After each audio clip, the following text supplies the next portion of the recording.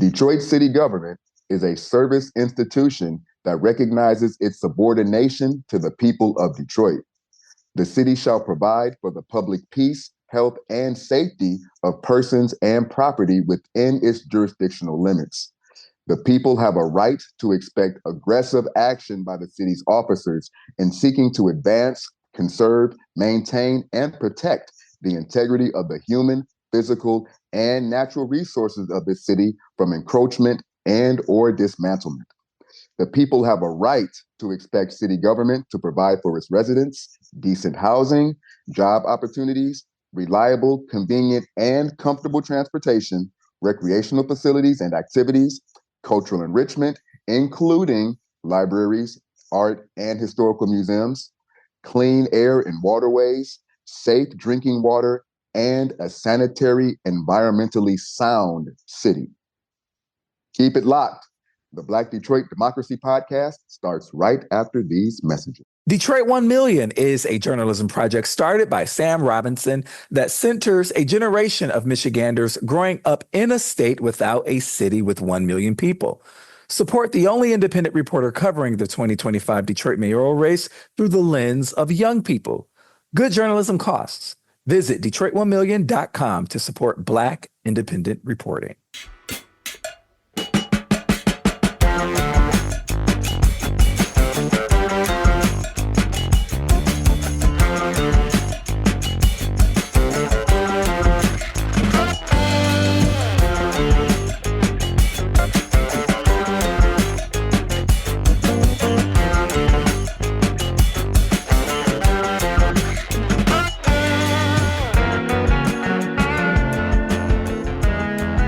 Wake up, Detroit. Welcome to the Black Detroit Democracy Podcast. Every week, we open this podcast with the reading of the preamble to the Detroit City Charter, read by the one and only Bryce Detroit.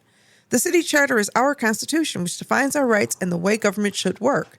I'm Donna Givens-Davidson, President and CEO of the Eastside Community Network.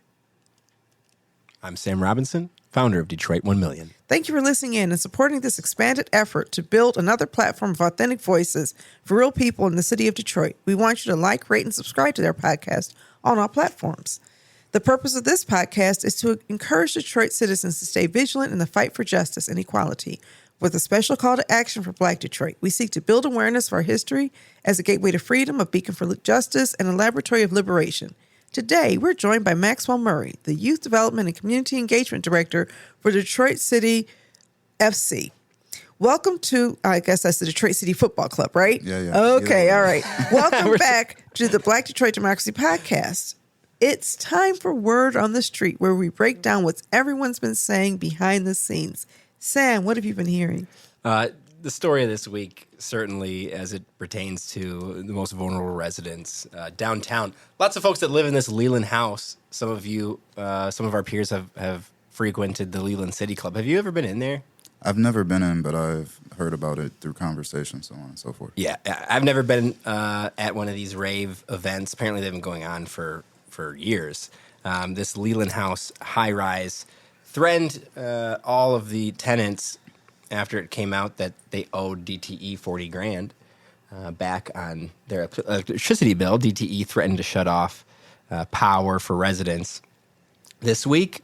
And now, just today on Wednesday, we have new reporting saying that folks can actually stay in their apartments. So before we went on, I'm just thinking about these poor folks that I saw yesterday moving all of their stuff out of bins. I mean, some of these folks are in their 50s and 60s moving out by themselves, right? Yeah. And then they see the news this morning that actually they could have just stayed. Yeah. Well, hopefully some of them will return. Right. It's not like they've necessarily found a great place to be. They just left because they had to. And so I'm hoping that those who moved in with relatives or into substandard spaces return home and fight for their rights to have the, occupancy inside the Leland House. At Leland House, also, I think, being inside of it yesterday, I didn't really traverse any of the units themselves, but, the same feeling that when I was in the Addison building on Charlotte and Peterborough, that, like, how is anybody living in this old, dilapidated building that probably is not up to code? Senior housing and senior living, I think, is one of the more overlooked conversations when we talk about housing and affordable housing a lot of these Detroit seniors are not living in conditions that I think the new coming, outside the suburbs folks that see Zillow and see what our, apartment stock is. I think a lot of people are sort of naive There's about the fact There's a mismatch between housing need and the provision of housing in our city, period. Whether you're seniors, whether you're a family or an individual, our housing policy has really been directed towards attracting new people in. And without getting into too much detail, a lot of those projects that have been developed are failing because the demand for expensive housing is not quite what people thought it was. And so there's a great demand for family housing, for senior housing for low-income families, adequate housing, not just housing, but adequate housing. We have too many people living in spaces that don't really meet their needs. And housing is a human right.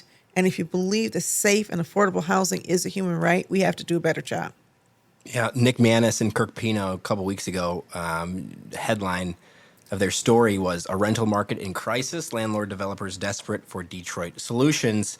Doug got on stage with Dan last week, sort of echoed this sentiment, the idea that the Detroit rental market is in crisis. It's a market that he helped create. It's a crisis he helped create. And as he exits stage left, he will leave that crisis behind. The city's entire policy has been built around multifamily housing in these developing spaces.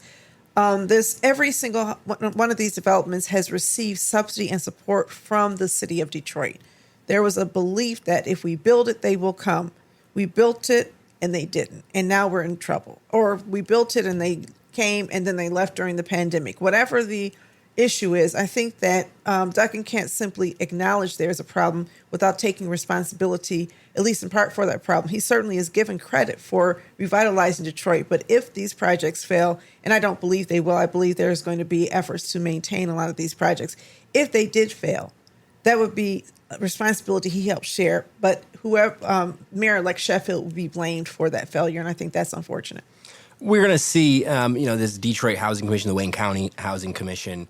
I think really, that has been a focus of what she's saying that she's going to do. Well, I'm co-chairing the Housing and I think that's Development and Planning Committee, and I am not at liberty to talk about it. But what Sure. I am at liberty to do is say that there are bright minds sitting around the table committed to making sure that Mayor-elect Sheffield is successful in all of her endeavors. And we will see. I'm always excited about the opportunity to innovate and ideate with smart people and say, what are some common sense things that we can do? What are some tools and resources that we can utilize to improve our city's housing stock? And I think you can expect to see good things happening despite the challenges that have been presented. Yeah. And some of those challenges, property insurance, doubling interest rates, developers and landlords have been raising this concern for a long time. It's interesting, me coming from the Detroit city perspective as well, with the new stadium project and aspects of affordable housing being connected to that aspect of large development and revenue. Yeah. For me, again, I'm not as legible in terms of being able to speak to it as you all, but what I think about as a East Side Detroiter and someone who has generations of a family who are from the East Side of Detroit is, as the city begins to grow, we have to make sure that we're not selling people an idea or trying to connect these ideas for the sake of the developer's profit. Sure. As a person within DCFC, I even question that towards the people up at higher leadership of, what does this housing look like and who's it for? Sure. The aspect of changing the notion of history in terms of the stadium project and taking over one of 8 ever Black-owned hospitals in the city of Detroit, and turning it into this space that's obviously going to change the notion of what that space was and who even filled up that space. Mm-hmm. My grandfather worked in that hospital and was one of the first Black pharmacists too. So I hear what you all are saying. I worked in that hospital as well. It was one of my first jobs. It's the only job I've ever been fired from. But that was all my fault. My aunt was a nurse in that hospital. I have so many ties, emotional and otherwise, to that hospital as a source of pride. I will say that Detroit has had Black hospitals since 1917. There were at one point 18 Black hospitals in the city of Detroit. But what Southwest Detroit General did was it brought them together and opened a new building. And remember, it was new and it was beautiful at one time, or you probably don't remember because you're so young, but it was a new and beautiful modern hospital that was built. A lot of the other hospitals were built in brownstone buildings or older buildings, but this was one that was a full service hospital. And its demise is something that many of us are not happy with. Within the Southwest Detroit community, I've heard many negative things about the hospital from people of Hispanic Latino background, which I was not aware of, and I don't want to justify. I just think that having it sit there as an eyesore was problematic, and seeing that space being brought back to life is something else. Because when you drive down there, every time I drove by that hospital, it's like, oh my goodness, I'm sad to see it vacant. But I agree with you also that we have to maintain the history and identity of Detroit. And anybody who grew up in Detroit knows that Detroit is a house-proud city. We're a single-family home city. Children have a front yard and a backyard. Am I right? Yeah. Yeah, that's what we're used to, right? Yeah. And this idea that we're going to transition from, homeowner city, a house-proud city, to a multifamily city is one that I think goes against the grain of many Detroiters. And there's some Detroiters who are leaving the city in pursuit of single-family homes that are being developed outside of Detroit because we're not doing it here. And so, again, I'm really excited about the future. I cannot and will not speak about what that may be, but you can look on Rise Higher of Detroit on the Mayor-elect's website, and you can sort of see some of the ideas that are being brought forward for housing, and as well as other things, and know that this is not simply a changing of the guard. This is actually a changing of the vision for what Detroit will look like. And one of the things we've got to do is protect the investments that the city has made, because it doesn't make sense to have new eyesores. Yeah. And even if I didn't agree with the building of some of these developments and the way they were done, I still don't want to see them fail. I don't think anybody does. Leland House is on another extreme, and that's because it was a housing built for low-income seniors, right? And we used to have things like SROs, the downtown, single residency occupancy units that were not studios, but people had shared kitchen and bath facilities all through the city. We used to have a lot of different spaces where people at different income levels, and you've seen the loss of those spaces in the downtown and midtown area as that area has gentrified. We've got to make sure that we create home for everybody who needs one in our city. Leland House is an example of how we've had a space, it became neglected, and actually should not be, offered as housing to any human being. And so hopefully with this, that was my takeaway going inside the building yesterday. I was like, oh my God, this is But the question we should all ask ourselves is, would I want my mother to live there? Right? Would I want to live there? And if you would not put your mother there and you wouldn't be there, then why is it that we're okay with other people living like this? If we looked at a community where everybody mattered, everybody had value, we would make sure that our public policy reflects that. I'm excited about what's coming, but I don't want to spend too much time on that because I'm not at liberty to speak about some of the things that we're discussing, other than to say I'm excited, good things are happening. And there's going to be an inclusive process. There's going to be surveys to the community. There will be meetings at the community where people can come. I think there was a meeting on Monday, and there will be future meetings where people can come out and really talk about all of these matters and weigh in before policy is finalized, so that we also have a place where everybody's voice matters. Yeah, there is that community survey. It's up right now on the transition website. There's going to be a different survey. Oh, okay. Yes, we're working on survey questions now. So expect this to be an administration that is really trying to make sure that we are heard.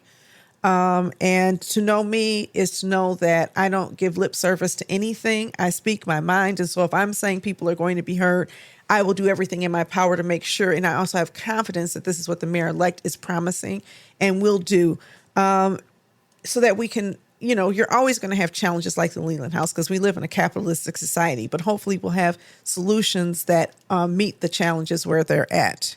Well, there is more than just the Leland House where Detroit seniors live in substandard housing conditions.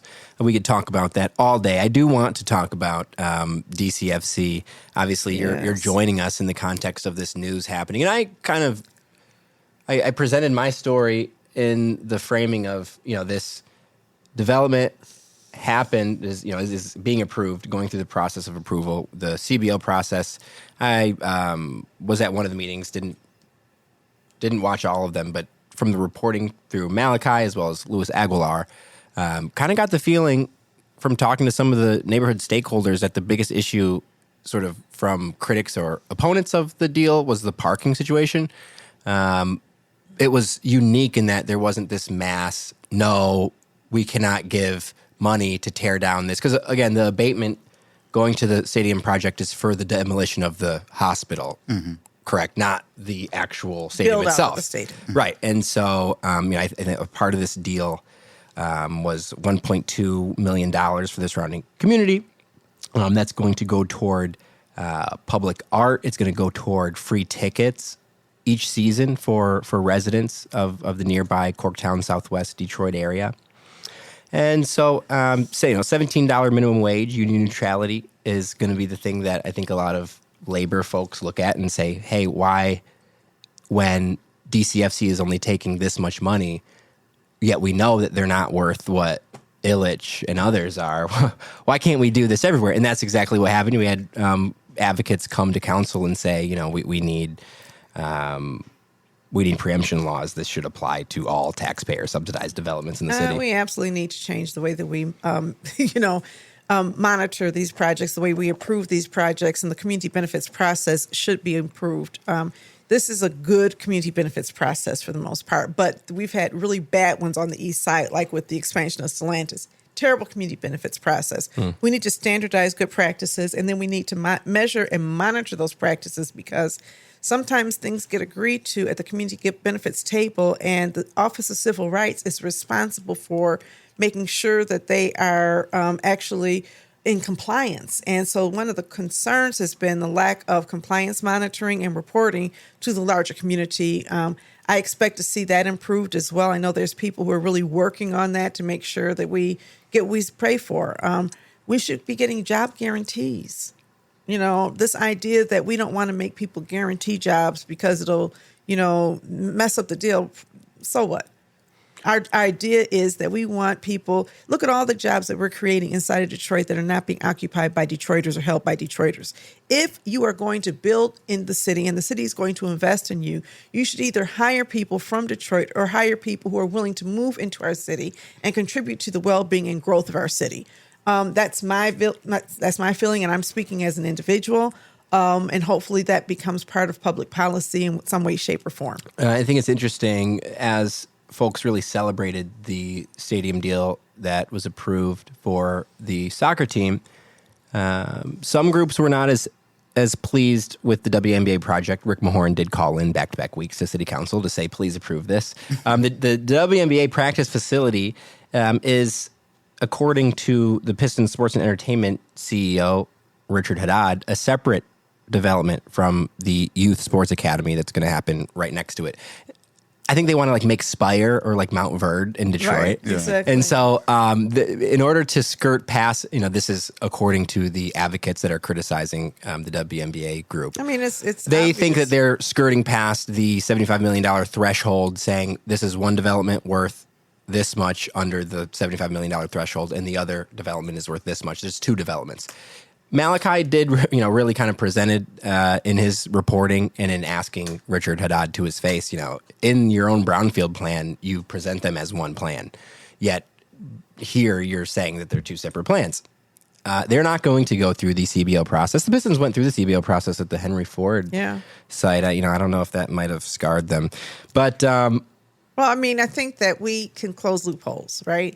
And I actually gave a letter of support to the project for the DRBA, not for the city council, the brownfields plan, which included both. I think it will be at benefit. But again, I think that me too. That community benefits are really important. I think that what the community benefits process does is make sure that when developments are happening in our city, we're being clear about the expectation for how those developments will improve the community. Not so that we can ask for unrealistic things, but I actually haven't seen unrealistic things being asked for by community members for the most part. People are asking for basic things, like with the Stellantis CBO, we were community benefits process. We were asking for things like air filters on schools and on homes. I don't think that's unrealistic and on daycare centers. But what ends up happening is when the city is too aggressively pushing something, then sometimes the community needs are seen as problematic or burdensome. Right. And we don't want to burden expectations. And since the approval, we've had how many air quality violations? And now some of those things are being put in place in response to violations, but it could have been done proactively. Right. We've got to do a better job. I think that this is an example of something that worked. Yeah, And so, giving community members the opportunity to speak up and voice their minds about changes that are happening in proximity to them is the most crucial element of any type of change. Yep. And trying to at least do it the right way. Yeah. I agree with your sentiment about having Detroiters, like in terms of having Detroiters become a part of the workforce, especially if your plan as a developer is to build within the city and to become a part of that fabric. I think that there's a long way to go. I think the CBO is just the first step in a sense of actually showing up the next point with action. And making sure that action is, again, not for the sake of your own growth, but actually for the benefit of the people who call the community home as well. Exactly, because the Detroit City Charter speaks to the city's responsibility to its citizens, not to its businesses. And so citizens should always benefit from whatever the city does. There has to be a pathway to benefit. Maxwell, I'm really excited to talk to you. Yeah. You are exactly what I think Detroit needs. And that's a young person who goes to college, comes back and creates something and invests something new. And you're bringing your own brilliance and mindset to create something new and create a pathway for Detroiters to be involved in something new. So we're going to take a break. And we come back, I really want to talk to you about your background. I understand you and I kind of studied the same things in college, decades apart. So we're going to take a break and be right back. Yeah, most definitely.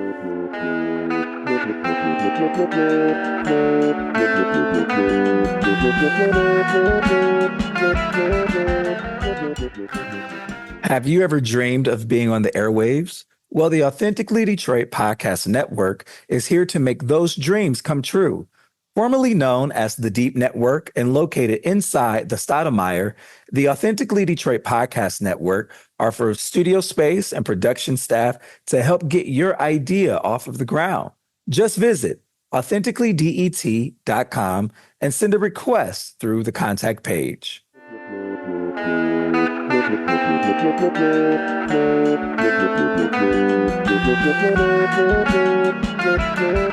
And we're back with Maxwell Murray, who is a Detroit native and founder of the Urban Football League. And when he says football, he doesn't mean American football, right? No tackling. No tackling. No tackling. We had a conversation a little earlier about the tackle football and how every athlete does not necessarily enjoy being tackled. My son being one of them, who played football when he loved flag football because he could just run with the ball and you pull his flag. But when it got to tackle football, he liked it less and less. And in high school, just decided, had to tell his father, I'm not doing this anymore. No. My stepdad, I grew up off of Bringard, right over near where Fisher Academy is right now, Okay. Hellman, for the people of what it was named beforehand. I used to play for the Eastside Giants. I remember when I was about 4 years old, I used to walk around with a Green Bay Packers helmet on, funny enough, around the city of Detroit. It was one of those plastic helmets because I was just aching to tackle American football because my stepdad was a coach for the Giants. And then once I was finally of age, I tried it out, and I was fairly good at it because I'm a pretty athletic person all around. But at the end of the day, I did not like getting tackled. I was not a fan of it. With my dad, I was working with baseball and he wanted me to play baseball so badly. And once I told them that soccer, I think they all knew that soccer was my calling though, at the end of the day. That's awesome. Yeah. All of my kids played soccer until they got old enough to matriculate into other sports, and then it became track. But soccer was looked at as soccer, right? Mm-hmm. Not a sport that you continue playing through high school and college and to the professional ranks. And so, we have a lot of youth soccer leagues, mm-hmm. and then they're over. And now we have adult soccer leagues here. My first ever kicks with the game was Eagle Sports at Baldock Park, right over off of East Warren. Mm-hmm.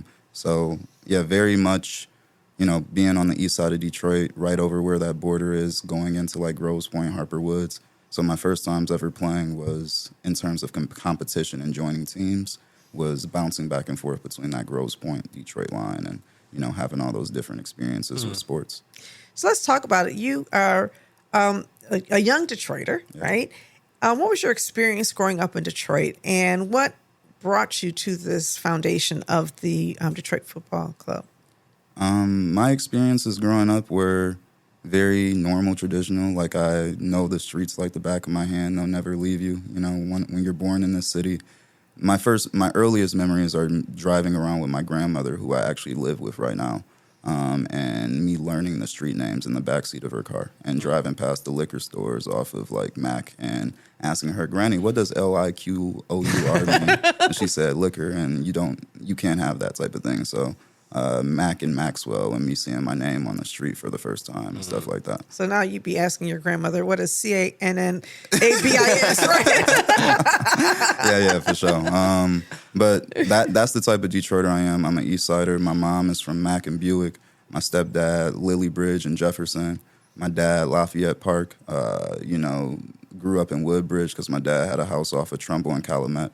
So really bouncing all around the city, cousins over on the west side off of Livernois and Cherry Lawn, you know what I mean? So all across the city. My mom's an educator in Detroit Public Schools. She's a principal now at Marion Law Academy.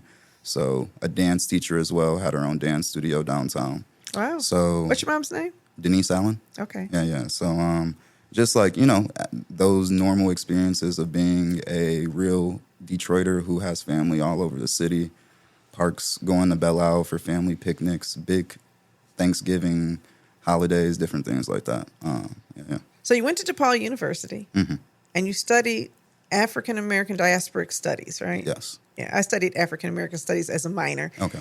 Years ago, that we didn't have diasporic studies. Yeah. I'm really excited to hear about that, though, because the diaspora is something that people are really fighting against right now, right? It's like, oh, no, Oh, no, you know your history. Oh, no. Well, not just that, but also, I am a descendant of slavery or something like that, American descendant of slavery, and that makes me special. And you can't come here and take my rights away. Yeah. And it's like, we forget about the diaspora. And I know I'm going off a little tangent, but because of your studies. Yeah, the fact that we're connected to something larger. I still remember the first aspect of learning the word diaspora, which is connected to the Latin root, the Latin word, which means disperse. And it shows, again, kind of going off of what you're mentioning, that we, especially right now, we become locked into what our worlds are based off of where we're located, without really paying full attention to how we ended up where we are. And we're being manipulated. Yeah. We're being manipulated by people who want to see us fragmented, because unified, we're more dangerous than we are fragmented. And I don't care about those Africans. I don't care about those Haitians. The ignorance that goes into that is cultivated by people who draw on people's legitimate grievances, right? These people are getting into college easier, whatever the perception that people have, or they look down on us because I read one Facebook post by somebody and they said something negative. So now it becomes all of Africa hates Black American people. And then, of course, all Black American people hate people from across the diaspora. Those are the wars that I see happening among many people in your generation. But also, I was on a call a couple of years ago with some folks who wanted to build a sister city in Johannesburg and Detroit. And so I'm on the call with some people from the university, and this is during the first Trump administration. And somebody is there from the Department of State. And they said in this call that there are something like 43,000 members of the diaspora who lived in the state of Michigan. And I was like, what? And everybody was agreeing with this. And I was like, can you define diaspora? Well, diaspora is if you were born in Africa and you moved to the United States. And I was like, did we change the meaning? And somebody said, oh, don't get upset about that. But I actually had to just pull out of that project because I couldn't support a diaspora project that did not acknowledge that Black American people as part of the diaspora and sought to separate us. Yeah, no, that makes a lot of sense. Also, getting into that aspect of like home, sister cities and home. This will never not be home. Detroit won't ever not be home. Natchez, Mississippi with my granny won't ever not be home. Little Rock, Arkansas, so on and so forth. Like, that's also the places that have made us into who we are as a people. Yeah. So I've never really been interested in this ideal of like necessarily like repatriation. It's been more so, if anything, I repatriated back home to Detroit, because when I left the city, I was like, I'm never coming back here. A lot of young Detroiters have this idea that in order to make it in this city, you have to leave the city. And because of that, I started to think and reflect on it, and I think that's ultimately a lot of the reason why our experiences were the way that they were. because we have all the capabilities to make it into what we dream of, but we also leave it behind because we grew up here and we don't see it for everything that it is. Yeah, I really appreciate that comment. I graduated from high school in 1981, and in 1981, people were leaving and not coming back. So this has been an ongoing trend. It's almost as though when people were integrated and assimilated, and to some extent, into a larger society, a lot of people thought, I've got to get out of this Black Detroit and go into the real world. Mm-hmm. And some of them came back when Dennis Archer was elected mayor, but a lot of them have just stayed away, which is, really heartbreaking to me to see so many people, begin to see that. And then I have friends who have lived away from home since they were 18. And when they come and visit, Detroit is so foreign to them. What brought you home? What brought me home was the work, honestly. I had started the Urban Football League in Chicago. The practice was growing, gaining some traction. But then also DCFC as well. My first ever internship when I was 17. So that's a sign for anybody who's listening in high school. You can get internships in high school. But my life has always been full circle. So started off at 17 being an intern with the team, really working directly on the sporting side of things with the first team. And went away for school, was the only high school intern. And once it came around, like I said, my work spoke for itself. And it was a call where they're like, we have this space and we kind of need someone like yourself to kind of take it over and be able to build it out across the city. So seems like you've been pretty successful in that. Yeah, no, I mean... I know it's early still. Yeah, it's still early. I mean, it's early in some sense because I started Urban Football League in 2021. Okay. So it's been about 5 years or so. So it's not necessarily early in terms of the idea, but I am a firm believer. One of my sayings to myself is all in due time. I was real young when I started this project, and I'm still very young now. That's what I mean. Like, it's still very early. So, and you live with your grandmother now, and your grandparents had a big influence on you, right? Yeah, huge. I can always tell when people were raised by grandparents because they just have this, you're like old for your age, and you have these sayings already at, how old are you? I'm 26, but I just checked my Spotify rap today, and my listening age was 70, if that says anything about me. I feel in this conversation like he sounds like one of my friends, right? That's awesome. So, I want to talk about, we just talked about the community benefits process, right? Yeah. And this was not part of the community benefits process, but one of the unique aspects of this project is that you are in there already trying to make this relevant and connect to Black Detroiters. Is that true? Yeah, most definitely. I mean, even before that community benefits process was started or began, that was my mission when I set out on the work here with DCFC. Just to benefit the community. Benefit the community, but also show how, again, for me, it took me 20 years almost to recognize how football was a tool to connect to other ideals of life and personhood and identity and community and connection. Now that I see it, now hopefully it can happen quicker for others, and the way in which I build out curriculum for programming and the way in which I serve as a resource or face for Black families to come into the field house downtown off of Mount Elliott and Lafayette. The fact that I grew up right down the street at my grandmother's house at Lafayette Park with my dad dropping me off in the morning because he worked for DTE. Like, this is... Did you live in the Mies van der Rohe townhouses in Lafayette Park? The ones right across the street from Martin Luther King homes. Okay.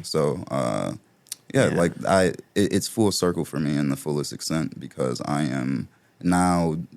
My daily work and practice is not only who I am as a person, but I'm then able to walk within that and create a pathway for others to also see things maybe not in the way that I see them. So you grew up your grandmother's right around the block from where the field house is now, yes, right? Yes. Yeah. So it used to be a hockey center, right across the street from King. Yeah, that's amazing.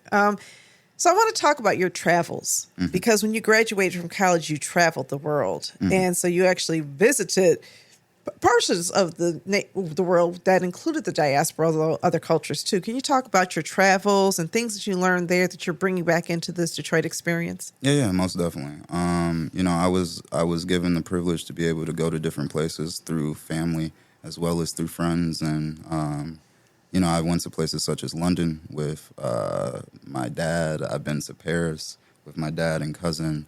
I also was able to go to places like Marrakesh, Morocco, which was incredibly eye-opening for me, not only as a lover of the game of football, but then also as a dark-skinned Black American traveler throughout the world.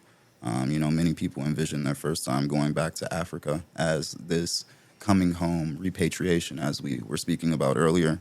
But not many people understand the complex nature of what Africa is, the fact that the Maghreb region of Northern Africa is completely different from West Africa, which is completely different from Southern Africa, which is completely different from Eastern Africa. And you got Egypt existing on a plane all by itself. I think ultimately those travels, though, equip me, again, with the ability to expand upon myself, again, to come into connection with the game in different ways, such as seeing kids playing with cans and on dirt roads with no shoes on, but with smiles on their faces and not necessarily wishing for more. Maybe they are, but I couldn't read that in how happy they were in those moments. Well, that's part of Detroit history too, right? There was a time when people had to make dolls out of, all kinds of things, and anything could be a toy. And that's fueling the imagination. And joy doesn't just come from having things. It's the materialism that makes us think you have to have the newest this to be happy. And, a lot of times on Christmas, you get the newest something. You're not still unhappy because you didn't get this new thing. So it's interesting to see how people can be satisfied and find joy in what is and in their imaginations. And that's the beauty of football in and of itself, though. That's why they call it the beautiful game. Never heard that before. The reason why I believe where that name comes from is because it's the most popular game in the world for a reason. It's because to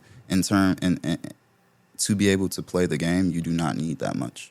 You don't need goals necessarily. You don't really need a ball necessarily.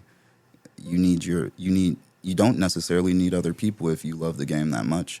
I do personal training sessions across the city with some players, and we do them at Eastern Market underneath Shed Number 2. One, because it completely changes up the notions and frameworks of how they understand soccer and soccer training. But then we're utilizing the concrete base that the shed is standing on as like a passing wall. And then there's people driving by and they're able to see us, and then there's music playing.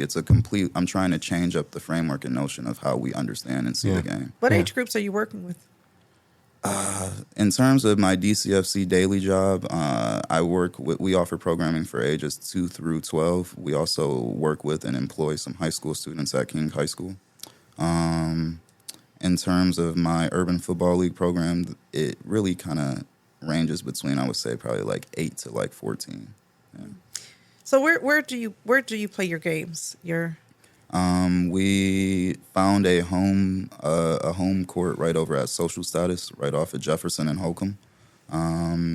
If you've ever driven by. Yes, I've always wondered what that is. You see the murals and stuff like that. So it's a beautiful space standing alone on itself. But luckily we're able to bring in some more life into it in a way that many people don't expect or understand when they first walk by. And it just feels so perfect. I mean, the art that is, it sort of lends to your international travels and talking about, how did you come upon that space? How did that, I think you've explained this to me once, but it just is so perfect because if you go in there, you want the true story? Or let's hear it. Yeah. Yes, I believe. I was dating a person who was living right next door. Sure. And one night I was going to their place, and I saw the court, and I was like, every day when I would wake up there, it was like something I could see out of their window. Yeah. I don't see this person anymore, but sure. The space has become home. Well, appreciate them for that. That's my route to and from work. Yeah. And so I drive by and I'm like, what is that? And I never see anybody in there, but I think not too long ago, I did see people inside of there. That's amazing. Yeah, every Sunday this summer, and I was at a handful of them, as well as my neighbors, some of my friends. It became a real community event and vibe. Parents would get to know one another that had kids. It was like an intergenerational thing. How large is the space? It's really, I'll show you videos after this, but it fits a lot of people. You had one Sunday where it was like a youth day, and there was just teams. It was a whole organized thing. Explain it. With DCFC, we have a partnership with Black Star Soccer. That's right. Black Star is a national organization that does like different soccer initiatives specifically focused on the Black community across the country. We've been working with them for about 5 years. Detroit City FC was their first partner. So with me utilizing the space, we do a Black Star weekend every summer. And I was like, I think this would be the perfect space for us to kind of actualize what they call the community or street pickup. And so we hosted it there. I brought in my friend Francesca to serve like Haitian food. We had some of my friends DJing. It really turned into kind of like a street festival for street soccer. I have never been in there. I only drive by. Sam just showed me a video to see what the space actually looks like inside. It's incredible. Wow. Yeah, no, it's amazing. Again, it's the way in which I wanted to find a space, as well as how I wanted it to speak to me. It was natural. Where does your money come from? I mean, I guess it comes from DCFC and my work itself, but we're lucky to work with Social Status, where they don't charge us for the use of that space. That's amazing that they just let you in there, man. And the community aspect of this has grown. I think this summer was a big year for. Yeah, it was a good experience. We're in the plans. Actually, right before I came here, I had a call with Social Status and the team to just kind of go over what our next year is going to look like. And one of the main things that they kind of reiterated in that experience was they appreciate that as a community partner, I brought something to the table that kind of worked for itself. A lot of people go to them expecting for the resources to just be poured in immediately to help them get forward. And I think what they see in us, the Urban Football League family, is that, no, we're going to continue to show up. We're going to show up for each other. And within that, the added resources will only grow the idea and help it move further. So, you are doing amazing work. Yeah. What's going on in the wintertime, though? We're shifting the idea to the football classroom. So expect, Sam being in the space one Sunday morning doing a workshop on aspects of local journalism and how to speak up for yourself and your community. Yeah, Donna could do a workshop. She's been doing class. So my whole idea is to, like I said, my mother's an educator, to try to find ways to make education and access to information accessible for everybody, to take down that paywall, not that exists only for soccer, but also for learning, and to show that it's really a communal practice. So what about the Chandler Park Fieldhouse? It seems as though you could also have practice there. So, I mean, that is definitely a space which we utilize more so from the perspective of DCFC youth programs, really trying to grow the sport across the city, ensuring that we're partnering with spaces that are growing and developing to ensure that the local community who calls that space home also knows that DCFC is like a resource that's available to them. When it comes to the Urban Football League, I think it's there's a very specific language that we're speaking every Sunday when we're out there. There's the aspect of it being intergenerational, as you spoke to. There's the paint and murals on the wall. Yeah, there's the literature that you put out, the fruit, the literature, the free food, the coffee.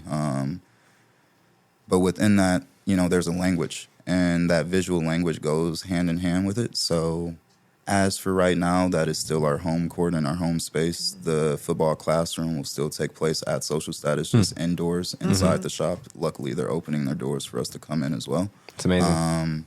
But also, I've been looking for other places to, host maybe indoor sessions and different events. And well, you're certainly welcome to host classes here at the Sotomayor Wellness Hub. We have a teen center here, and to connect with our teens, because what you're doing is remarkable. I think it is bringing the world to Detroit, bringing everything you've learned and, all of these ideas that are kind of foreign to us. Not too long ago, when I first got to Eastside, I guess it is almost 10 years ago, when Alex Allen took over the Chandler Park Conservancy, he talked about bringing lacrosse in, and we started having lacrosse classes at in Chandler Park before there was a field house. The first thing that was built was a football lacrosse field, and I think it could also accommodate soccer. I'm wondering if there's a way also to utilize other spaces as you grow. As you know, Chandler Park has a number of soccer fields right there on Dickerson. Well, yeah, the main thing that we really need to do is shift our ideas of even what the space looks like to play the game. So we have tons of abandoned parking lots and courts across the city. How can we turn those into multi-purpose court spaces where there's a basketball hoop as well as a soccer goal? Right. I have an idea that I'm going to keep to myself, but how can we introduce all the resources that are needed so that people don't have to show up to the court with their own ball, but then they can utilize it and put it back? These are my ideas. One of my major goals when I first started the Urban Football League was to battle aspects of gentrification through the means of soccer. And by especially being an East Side Detroiter, I grew up seeing the empty blocks where homes used to exist. How can we bring the sport to a community, a sport that is seen as foreign? How can we make it natural and authentic by also having a means of trying to reimagine how this space can serve the community? And that is so in keeping with the work that Eastside Community Network has done over the years. Just so you know, I'm just really vibing to this. We have a fellowship, and one of the things that we do is we help expose people to a lot of sustainability opportunities. And in turn, people develop project ideas that can transform vacant land into a productive use that they own and control, right? And so there's so many examples of people just taking control of space. And ownership is the best resistance to gentrification, because if I own it, you can't take it from me. Well, you can, but it's not easy for you to take it from me. And so, if more Detroiters are reinvesting in their own spaces, you don't necessarily need to build a new house there, although we do need more housing. But sometimes what we need is a beautiful space. And what I've seen is how residents can transform a whole block. And by creating a garden. Big shout out to Jerwan Howard and Umoja Village and the work that they're doing over at the Puritan and on the west side. He's been a guest here. But but for me, speaking going back to this kind of rounds out everything. It's called Sunday service for a reason. That connects to my mother, being a person of faith and of God, a woman of God. I went to church right off of Mack and Connor. Jameson Temple, right down the street from where we are right now. Yeah. How do we make sure that our spaces, again, how do we make sure that we're benefiting our community that's directly there? And how do we also make sure that they see us? When I was growing up, those were the questions that I was asking when I was in church. And that's why there's the free food, because I can't just show up to play soccer but not feed people. Yeah. And because why would they show up? I have to give something for them to give something back to me. And that's the kind of the nature or relationship or the ethos of what the Urban Football League is, which is showing up for each other, giving back to who we are, learning more about who we are, and I guess just trying to use soccer as a tool to, do that. So. Shout out to your lineage, your parents, your grandparents, and other people who helped formulate those beliefs, and to you for bringing this back to the city of Detroit. What do you want to see happen over the next 5 years that will help you grow your vision? I think the main thing that I would like to see happen is just more collaboration. For about 5 years or so, the majority of the work that I've been doing has come directly from, my mind. It's come with community partners who have been very, giving in that experience and that run.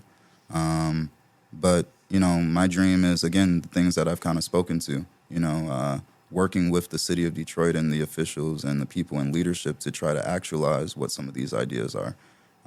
Having a HQ for the Urban Football League that is owned by us, and where you can play street soccer, I can have the community library and don't have to lug the books with me everywhere I go.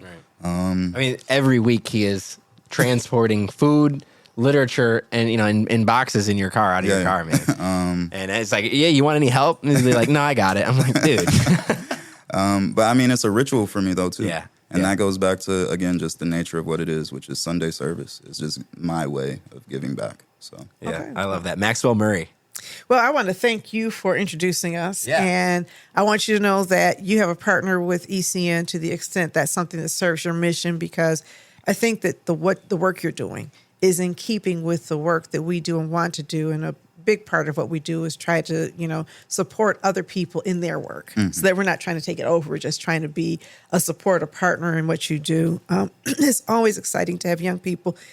You are reversing a brain drain, right? You're bringing it back, and we need more young people to know that you can. We've got Sam here, we've got you here, and other people who are coming here and helping to change the face of what Detroit is. So that we can remake it into the city that we want to see. Sometimes we stay so focused on rebuilding what was that we forget that time does not stand still, and we've got to reimagine things. So thank you so much for your work. Any last comments before we break? I think there's no more comments from me besides a very gracious thank you to both of you all for giving me the opportunity to come speak about myself as well as the project as a whole, to spread some more awareness about Detroit City FC. Where can they find you on social media? They can find the Urban Football League and everything we're doing from that angle at the Urban Football League on Instagram. And then in terms of getting connected with me, my information is unfortunately out there on the public DCFC website, so you can always find me. But yeah. So the last thing I want to say is, of course, we want to make sure that every young person, every person in Detroit is engaged in democracy. Mm-hmm. That democracy is not a spectator sport any more than soccer is, right? You got to learn it, you got to study it, and you got to participate if you want to have power. And so one of the other ways that we could participate is by making sure that we share tools of democracy with the people that you are working with, starting with kids, right? Mm-hmm. Young people have to understand that they have power and influence over what happens. And when they get involved, even at a young age, they can help change the face of the city. Change never happens without young people at the forefront. Most definitely. Even relating that last comment, I guess this is my final comment, but Socrates, a Brazilian footballer from the 70s, he played for a club that was, at the moment in time, Brazil was fascist. It was a communist fascist state. And his club, the entire team, they began to play for the aspects of like democracy and liberation. And they were leading models in getting the country to get to that point. Wow. Similar story with the FLN movement and the Algerian war against France. And then also a similar story with Kwame Nkrumah and Ghana's independence story. So, yeah. Wow. I could talk to you all day, seriously. I do have to go, but I want to thank you so much for joining us. And for those of you who are listening to the Black Detroit Democracy Podcast, be sure to like, rate, and subscribe to our podcast on all platforms. And of course, support Black independent reporting on Detroit1million.com because good journalism costs. Thank you. Yes, appreciate you.